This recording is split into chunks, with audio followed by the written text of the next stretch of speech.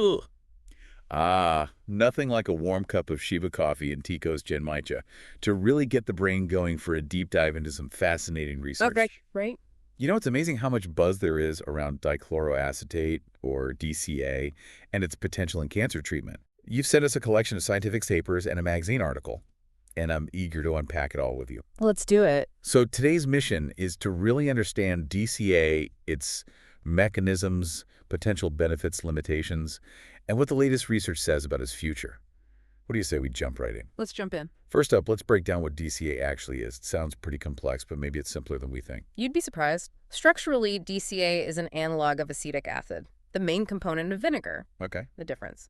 Two chlorine atoms, Two chlorine atoms. and those atoms change everything. That's where my chemistry knowledge starts to get a little fuzzy. What kind of impact do they have? Well, DCA directly targets how cancer cells produce energy. Most cancer cells rely on glycolysis, a less efficient way to get energy from glucose compared to normal cells. Think of it as driving a gas guzzler in a world of electric cars. I like that analogy. This is the Warburg effect. Cancer cells love sugar and produce a lot of lactic acid as a byproduct. Okay, the Warburg effect, right. I remember reading about that. So does DCA somehow shift cancer cells to a more electric vehicle approach? Precisely. DCA inhibits an enzyme called pyruvate dehydrogenase kinase, or PDK, which in turn activates another enzyme, pyruvate dehydrogenase, or PDH. This shifts the cell's metabolism away from glycolysis and towards oxidative phosphorylation, the more efficient process happening in the mitochondria, the powerhouses of the cell. So DCA essentially forces cancer cells to trade in their gas guzzlers. But what does this metabolic shift actually mean for treating cancer? What are the real-world implications? This metabolic shift disrupts the advantage cancer cells usually have, and that translates to some potentially significant benefits. Preclinical studies have shown DCA can shrink tumor mass, slow down the rate at which cancer cells multiply, reduce the spread to other parts of the body, and even make cancer cells more sensitive to treatments like chemotherapy and radiotherapy. Wow, that's a lot to unpack. And speaking of unpacking, one of these papers highlights DCA's effect on the TCA cycle. Apparently, DCA can increase the concentration of each TCA cycle, intermediate those molecules involved in that efficient energy production without directly affecting glucose uptake or the early glycolytic steps. Now, that's fascinating. It really highlights how much we still don't know about DCA's full mechanism of action. We know it inhibits PDK and it activates PDH, but there might be other pathways involved that contribute to these observed effects. It's a reminder that even with a seemingly simple molecule, there's a complexity we're still unraveling. Absolutely. And this brings us to a topic that always gets me excited: cancer stem cells. I saw mentions of DCA potentially targeting these, and that's huge. Can you explain why cancer stem cells are so important and how DCA might be a game changer? Cancer stem cells, or CSCs, are a particularly challenging aspect of cancer. They're like the root of the problem, capable of self-renewal and differentiating into all the different types of cells within a tumor. They're also often resistant to traditional therapies, leading to cancer recurrence. So even if you destroy most of a tumor, those stem cells can come back with a vengeance. Unfortunately, yes. But that's where DCA's potential impact on CSCs gets really interesting. Remember how DCA forces those cells into oxidative phosphorylation? Well, CSCs often rely heavily on glycolysis, so DCA essentially disrupts their preferred energy source. Makes sense. Starve them out by changing their diet, so to speak. Are there any specific examples of DCA showing promise against CSCs in certain types of cancer? There's promising research in glioma, melanoma, and hepatocellular carcinoma models. DCA seems to impact CSC viability and their resistance to chemo and radiotherapy. One study even showed that DCA could induce cell death in glioma stem cells. Okay, now that's what I call hitting cancer where it hurts. But before we get ahead of ourselves, there's another exciting finding I have to bring up. This article from Cancer World magazine suggests DCA might help with cancer-related fatigue. Can you tell us more about that? Yes, that was a surprising outcome from a study focusing on tumor growth in mice with melanoma and colon cancer. They found that DCA actually improved physical performance in the mice. So not only is DCA potentially shrinking tumors and targeting those pesky stem cells, but it might also help patients feel better during treatment. Sign me up. It's definitely intriguing. The DCA-treated mice showed preserved muscle strength, better aerobic capacity, and even increased motivation to move around. Researchers believe it's linked to DCA reducing lactate levels, which are often elevated in cancer patients and contribute to that feeling of fatigue. That really resonates with me. I've heard from so many people battling cancer, and fatigue is a constant struggle. Finding effective ways to address that would be a huge win. Absolutely, and this is just one more reason why DCA is generating so much excitement in the oncology field. I'm completely on board. But let's be realistic. No drug is perfect, right? What are some of the limitations and challenges researchers are facing with DCA? That's a crucial question. One known side effect is peripheral neuropathy, damage to nerves in the hands and feet, especially with chronic oral administration. Hmm, that sounds concerning. Are there ways to mitigate that? Fortunately, it seems reversible once treatment stops. Using intravenous administration might also reduce the risk, and there's promising research on personalized dosing based on a patient's GSTZ1 gene, which plays a role in how the body processes DCA. Personalized medicine, that's the future. But I also recall reading something about DCA's potential carcinogenicity. How worried should we be about that? That's important to address. Studies in mice have suggested DCA might increase the risk of certain liver tumors. However, there's no evidence of this in human cancer patients who have received DCA. So more research is needed, but at this point, there's no reason to believe it causes cancer in humans. That's reassuring. But even with these challenges, scientists aren't giving up on DCA. In fact, they're developing some really cool new formulations to improve its delivery and efficacy. Let's dive into that. Absolutely. There are several exciting approaches, including creating metal organic frameworks, or MOFs, for targeted delivery, conjugating DCA with other anti-cancer drugs for synergistic effects, and even developing platinum prodrugs that incorporate DCA to overcome resistance. Okay, hold on. I'm getting some serious sci-fi vibes here. MOFs conjugates platinum prodrugs. Break it down for us. What are these things and how do they work? Think of MOFs as tiny, customizable cages that can hold and transport drug molecules. These cages can be designed to specifically target cancer cells, delivering DCA directly where it's needed most. This could potentially reduce side effects and increase the drug's therapeutic window. Wow, that's incredible. It's like a guided missile system for delivering medicine. And what about these conjugates? They pair DCA with other anti-cancer drugs to create a more powerful effect. Imagine a 1-2 punch that makes it harder for those sneaky cancer cells to develop resistance. So instead of just DCA going in solo, it's teaming up with other cancer-fighting agents for a combined attack. That's brilliant. And lastly, those platinum prodrugs. What's the deal with those? They're like Trojan horses. They sneak DCA into cancer cells before activating it, potentially overcoming resistance mechanisms that cancer cells might employ against DCA alone. Okay, I'm officially blown away. There's so much innovation happening around this one little molecule. It's incredibly exciting to see how researchers are pushing the boundaries of what DCA can do. But wait, there's more. I'm noticing hints in these papers that DCA might have even more tricks up its sleeve beyond PDK inhibition. Is that right? You're absolutely right. It seems DCA might have a broader impact than we initially thought. Okay, now I'm really intrigued. Tell me more. What other potential mechanisms are we talking about? There are several exciting possibilities. DCA may directly or indirectly affect other metabolic pathways beyond PDK. It might also induce the biosynthesis of coenzyme A or CoA, which could be toxic to cancer cells. So DCA is a metabolic multitasker, throwing a wrench into all sorts of processes that cancer cells rely on. Is there anything this molecule can't do? And there's more. DCA might also antagonize acetate, which some tumors use as an energy source. It might even modulate intracellular pH levels, potentially impacting cell death. Wow, it's like DCA is this tiny but mighty warrior taking on cancer from all angles. Researchers are also investigating DCA's role in inhibiting NKCC cotransporters, which are involved in cell cycle regulation and downregulating ABC transporters, which are linked to multi-drug resistance. This is getting seriously complex, but in the best way possible. The more we learn about DCA, the more fascinating it becomes. That's the beauty of scientific discovery. DCA is a perfect example of how even a seemingly simple molecule can hold a wealth of potential waiting to be unlocked. Well, I'm already hooked on DCA, and I have a feeling things are about to get even more interesting. Hang on, because we're diving deeper into the world of DCA in just a moment. Hashtag TTS The Deep Dive, episode 2025-0114, part 2 of 3. Welcome back. Before we move on, I wanted to circle back to something we briefly touched on earlier. DCA's potential role in targeting cancer stem cells. It's an area that deserves a deeper dive. You read my mind. I'm all ears. Yeah. Can you remind us why these cells are so crucial and why targeting them is such a big deal?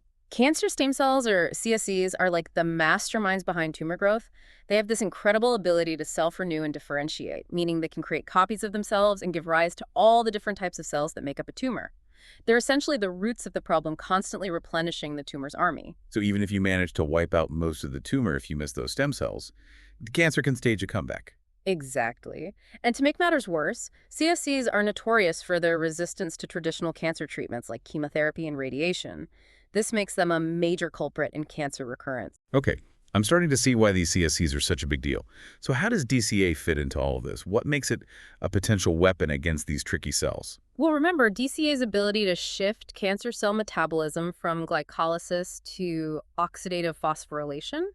It turns out that CSCs often rely heavily on glycolysis for their energy, just like regular cancer cells. Ah, so by forcing them to switch to oxidative phosphorylation, DCA is essentially cutting off their preferred energy source. It's like switching their power supply from sugary snacks to a balanced meal. That's a great analogy. And this metabolic shift appears to have significant consequences for CSCs. It can hinder their ability to self-renew and can even trigger cell death. Okay, that's music to my ears. But are we talking about potential here, or have there been any concrete examples of DCA successfully targeting CSCs in specific cancers? There are some very encouraging results, especially with gliomas, a type of brain cancer that's notoriously difficult to treat. Gliomas have a high proportion of CSCs, which contributes to their aggressive nature and resistance to therapy. So it sounds like those CSCs are a big part of why gliomas are so challenging to treat. Is DCA showing any promise in tackling this specific challenge? Absolutely. Studies have shown that DCA can effectively target and kill glioma stem cells, both in lab settings and in animal models. That's a significant finding considering how resistant these cells typically are to conventional treatments. That is incredible. Are there any other types of cancer where DCA is showing similar promise in tackling CSCs? Definitely. Exciting research is also underway in melanoma, a type of skin cancer, and hepatocellular carcinoma, a type of liver cancer. In both cases, DCA has been shown to reduce the viability of CSCs and increase their sensitivity to chemotherapy. It sounds like DCA is a real game changer when it comes to taking on these hard-to-kill cancer stem cells. Are there any other potential benefits specifically related to CSCs that we should know about? There's one more fascinating angle. Remember that article we discussed about DCA's potential to treat cancer-related fatigue? Well, it turns out that reducing lactate levels, which is one of the ways DCA works, can actually help to prevent the formation of new CSCs in the first place. Hold on, really. So not only can DCA potentially target existing CSCs, but it might also prevent new ones from forming. That's a double whammy. It certainly is a promising avenue of research. It highlights just how multifaceted DCA's potential benefits could be in the fight against cancer. I have to admit, I'm pretty blown away by all of this. DCA seems like it has the potential to be a real breakthrough in cancer treatment. But before we get too carried away, let's be realistic about the challenges. What are some of the hurdles that researchers are facing when it comes to translating DCA's potential into a safe and effective treatment for patients? You're right. It's important to stay grounded and acknowledge that DCA, like any drug, comes with its own set of challenges. And one of the biggest ones is the potential for side effects. We touched on peripheral neuropathy earlier, and that's a real concern, especially with long-term use. Right, the nerve damage. But didn't you also say that there are ways to potentially mitigate this side effect? Yeah. Like using intravenous administration and personalized dosing based on genetics? Exactly. Researchers are actively working on strategies to minimize those risks. While the potential for neuropathy is something to take seriously, it's important to remember that it's often reversible once DCA treatment is stopped. That's good to hear. It seems like a manageable risk if it's reversible, and there are ways to minimize it. Are there any other potential drawbacks or limitations of DCA that we should be aware of? Dosage is another challenge. Finding the right balance between effectiveness and safety is crucial. Too little DCA might not be effective, while too much could increase the risk of side effects. It's a delicate balancing act. That makes sense. So how are researchers approaching this dosage dilemma? Is there a way to figure out the sweet spot for each patient? Clinical trials are ongoing to evaluate different doses and treatment schedules. And remember, those new and improved DCA formulations we talked about earlier, those are designed to enhance efficacy and reduce the required dosage, which could help minimize side effects. Right, those MOFs, conjugates, and platinum prodrugs. It sounds like a lot of brilliant minds are working hard to make DCA as safe and effective as possible. But there's another concern that often comes up with DCA. Its potential carcinogenicity. That's a scary word, and I know some people are understandably worried about it. Can you address that? Absolutely. It's important to be transparent about any potential risks. There have been studies in mice that linked DCA to an increased risk of liver tumors.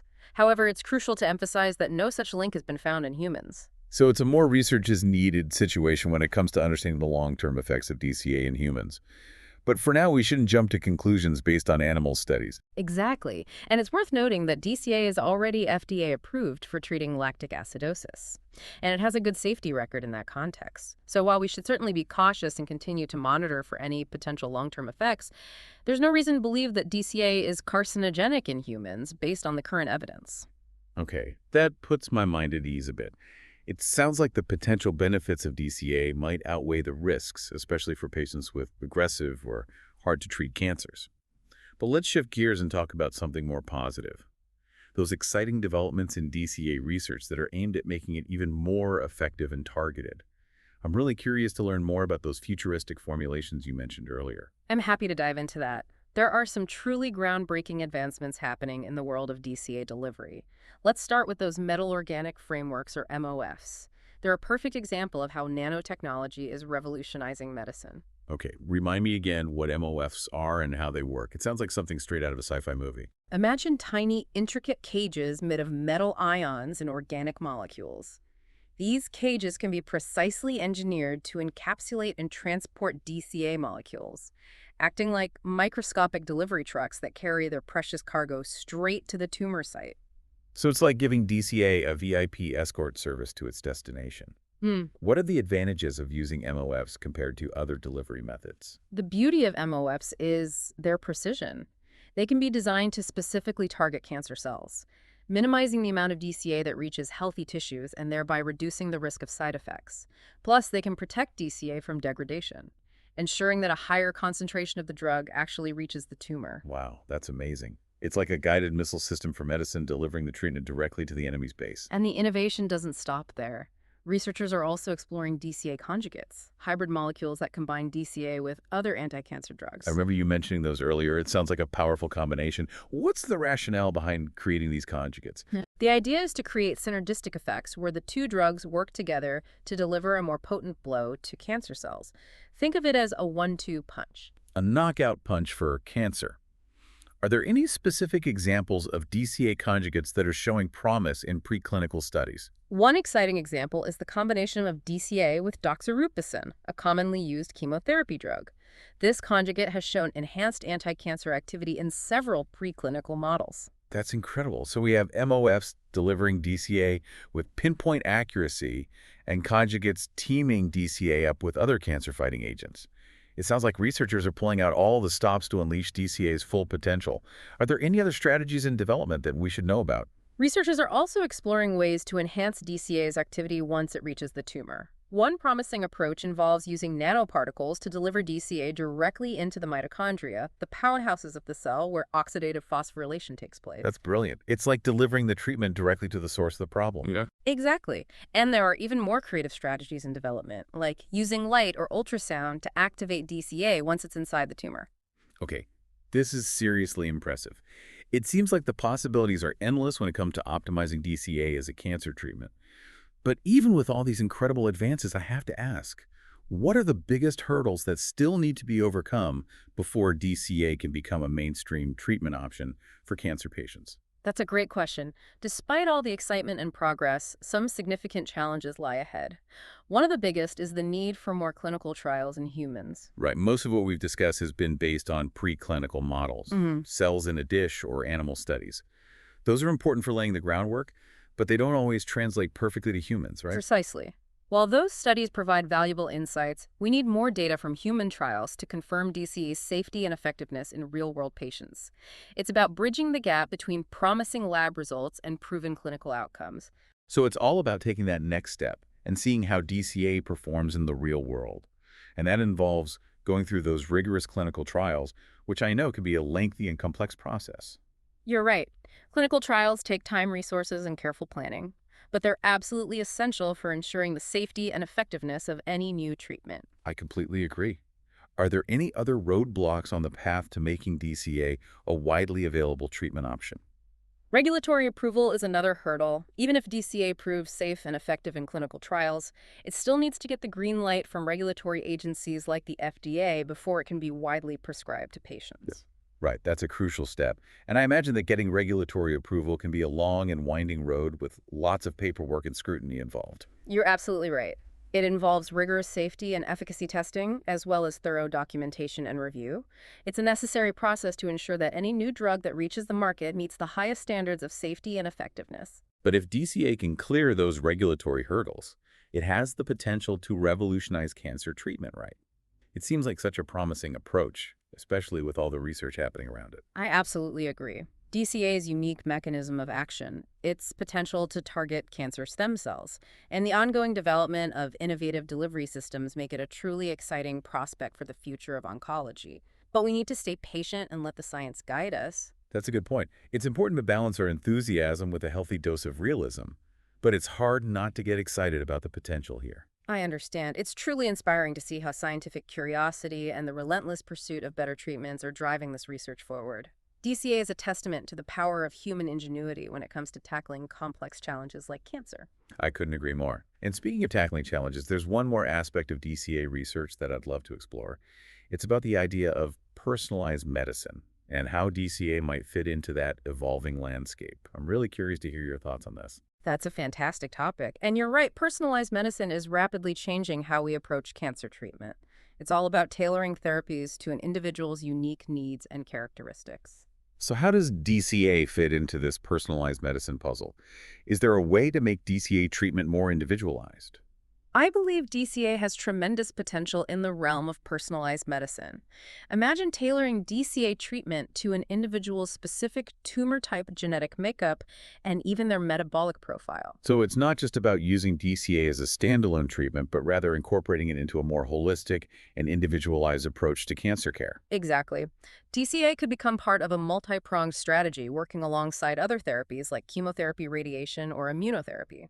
It's about finding the right combination of treatments that will be most effective for each individual patient.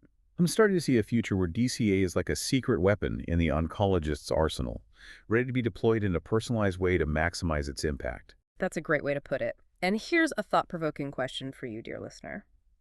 What if we could combine DCA with a personalized diet based on the tumor's metabolic profile?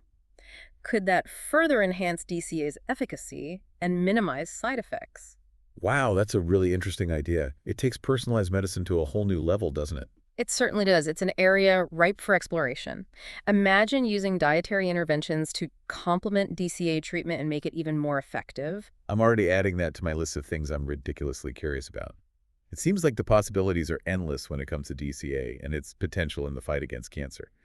But before we get too carried away, I think it's time to take a step back and reflect on everything we've learned so far. What are your key takeaways from our deep dive into DCA research? Well, one of the most striking things about DCA is its unique mechanism of action.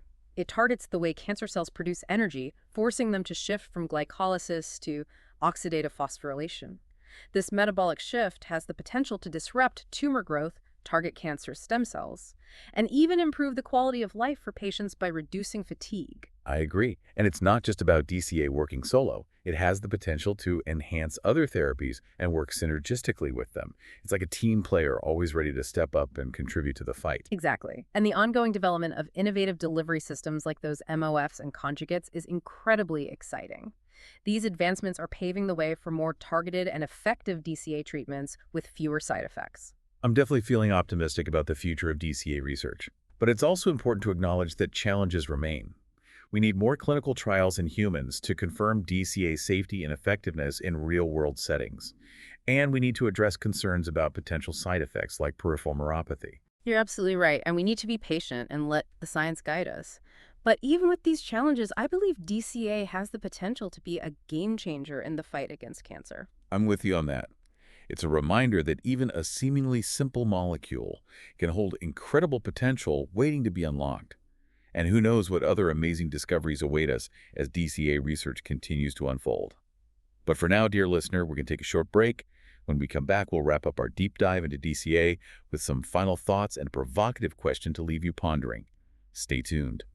Hashtag TTS The Deep Dive, episode 2025-01-14, part 3 of 3. And we're back for the final stretch of our deep dive into DCA. I don't know about you, but I'm feeling like Mm. Like we've just uncovered a treasure chest of possibilities. Me too. It's incredible to think about the impact this one tiny molecule could have on cancer treatment. Yeah, DCA's unique mechanism of action, its ability to target those tricky cancer stem cells, and all the exciting research happening around new formulations and delivery systems, it's really inspiring to see science pushing the boundaries like this. It's like we're watching a revolution unfold in real time. But before we get too swept away, let's bring it back down to earth for a moment. What are the biggest hurdles that still need to be overcome before DCA can become a mainstream treatment for patients? You're right, it's important to stay grounded. The preclinical research is super promising, but we really need more data from human trials to confirm DCA's safety and effectiveness for patients. Those trials are crucial for making that leap from the lab to real-world clinical practice. Absolutely, and those trials take time and resources and careful planning. But I'm confident the scientific community is up to the challenge. What else is standing in the way of DCA reaching its full potential? Well, regulatory approval is a big one. Even if DCA shows great results in clinical trials, it still needs the green light from agencies like the FDA before it can be widely prescribed. Right, of course. That makes sense. It's a necessary process to ensure that any new treatment is both safe and effective. But let's imagine for a second that DCA clears all those hurdles. It sails through trials and gets that FDA approval. What could the future of cancer treatment look like with DCA at the forefront? Ooh, that's a great question. I envision a future where DCA is a key part of personalized medicine.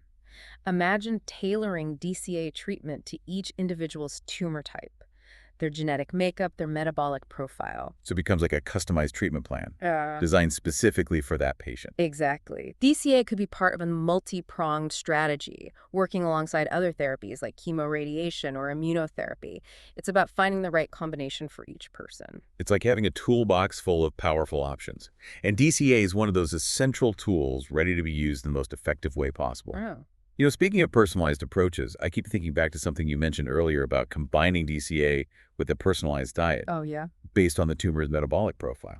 It's a fascinating idea, isn't it? It is. We know that diet plays a role in overall health, and we're learning more and more about how it can influence cancer. So why not use that knowledge to create dietary strategies that complement DCA treatment and make it even more effective? Exactly. It takes personalized medicine to a whole new level. Right. It's like understanding the unique weaknesses of each tumor and then tailoring both the drug treatment and the diet to exploit those weaknesses. Imagine oncologists and nutritionists working together to develop personalized dietary plans that work synergistically with DCA, boosting its effectiveness, minimizing side effects, improving patients' overall well-being. Okay, now I'm really on board with this. It's amazing to think about how this research could change the way we approach cancer treatment. But it's also important to remember that we're still in the early stages. Absolutely. There's a lot more to learn. What are some of the key questions that researchers still need to address as they continue to investigate DCA? Well, one of the most important is how to optimize dosage and delivery. Finding that sweet spot between effectiveness and safety is crucial. And that will probably involve personalized approaches, taking into account things like genetics, tumor characteristics, and individual metabolism. Well, it's not one size fits all. Mhm. And what about those long-term effects? We talked about those mice studies that suggested a link to liver tumors. But you said there's no evidence of that in humans. Right. Is that something that researchers are monitoring? Absolutely. Long-term safety is a top priority. Researchers are committed to doing those rigorous studies to really understand the full range of DCA's effects over time. That's good to know. It sounds like there's a lot of work ahead. But the scientific community is definitely taking this seriously. I agree. DCA research is a testament to human ingenuity, to collaboration, and that drive to find better treatments for cancer. And I have no doubt that we'll continue to see breakthroughs in the years to come.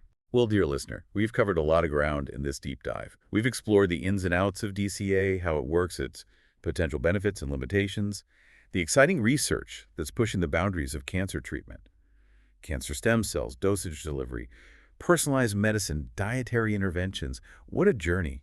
It really has been. And as we wrap up, I want to leave you with one final thought. If DCA could talk, I think it would say, "Don't underestimate me. I may be small, but I have big dreams. Dreams of a future where cancer is no longer this dreaded disease, but a manageable condition. Dreams of a world where people can live longer, healthier lives, and dreams of a time when personalized medicine empowers us to fight cancer with precision and compassion." Beautifully said, and I have a feeling those dreams are well on their way to becoming reality. I agree. And on that note, I want to thank you, dear listener, for joining us on this deep dive. We hope you've learned something new and that you're as excited about the future of DCA research as we are. And of course, a huge thank you to Shiba Coffee and Tico for fueling our brains with their delicious Genmaicha lattes. Until next time, stay curious, keep exploring, and never stop asking questions. There's a whole world of wonders out there waiting to be discovered, and we'll be here to guide you through them.